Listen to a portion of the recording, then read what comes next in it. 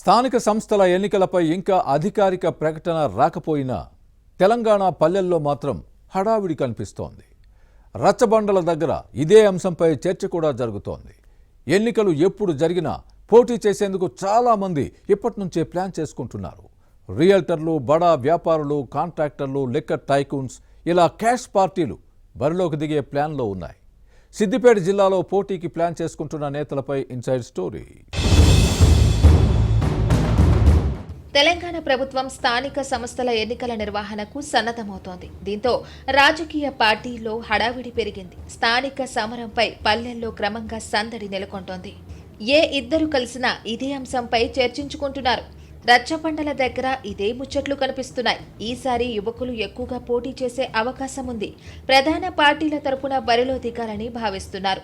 అలా వీలు కాని పక్షంలో ఇండిపెండెంట్లుగా బరిలో దిగి తమ సత్తా చాటాలన్న ప్రయత్నంలో ఉన్నారు.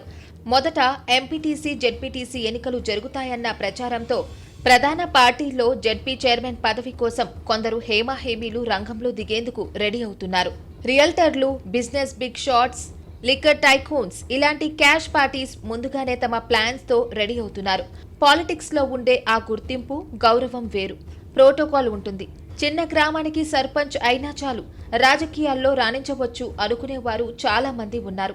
అలాంటి వారు లక్షల్లో ఖర్చు పెట్టేందుకు రెడీ అవుతున్నారు. జెడ్పీ చైర్మన్ పదవి ఇస్తామంటే జెడ్పీటీసీలను గెలిపించుకునేందుకు, కోట్లు కుమ్మరించేందుకు వెనుకాడని నేతలు ఉన్నారు. రిజర్వేషన్లు ఖరారైన తర్వాత రంగంలోకి దూకాలని ఆలోచనలో ఉన్నారు.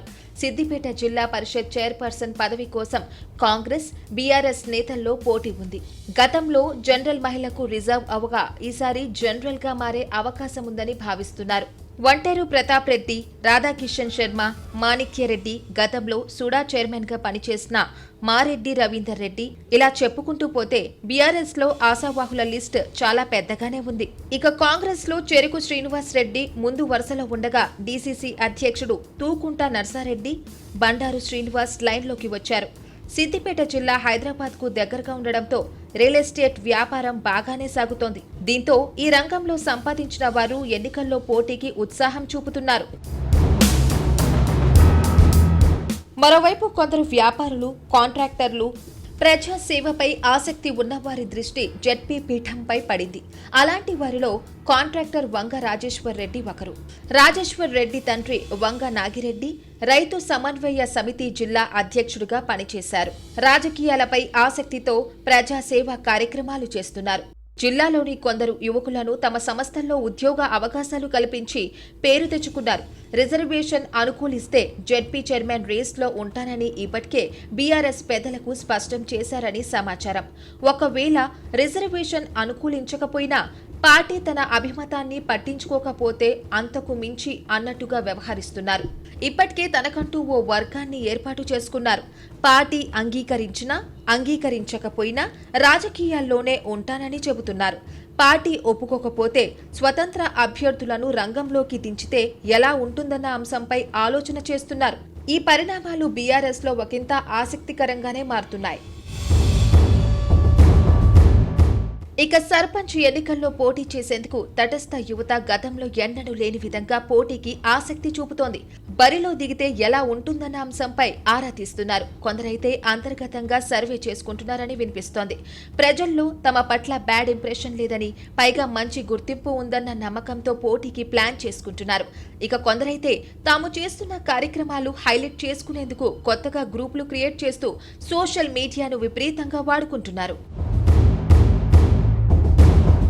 ఉన్నత చదువులు చదివి ఉద్యోగాలు లేక ఖాళీగా ఉన్న యువత స్థానిక రాజకీయాలపై ఫోకస్ పెట్టడం పార్టీల నేతలకు ముచ్చమటలు పట్టిస్తోంది. లక్షలు ఖర్చు అయినా పర్వాలేదు కానీ టార్గెట్ సర్పంచ్ గిరి మాత్రం మిస్ కావద్దని పట్టుదలతో రాజకీయ అరంగేట్రం చేస్తున్నారు.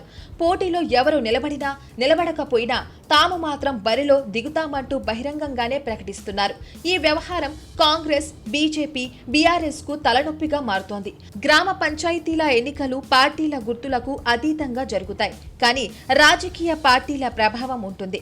ఆయా పార్టీలు తమ కార్యకర్తలు, మద్దతుదారులు, సానుభూతి పరులను నిలబడతాయి. ఇక ఎంపీటీసీ, జెడ్పీటీసీ ఎలక్షన్లు పొలిటికల్ పార్టీల సింబల్స్ పై జరుగుతాయి.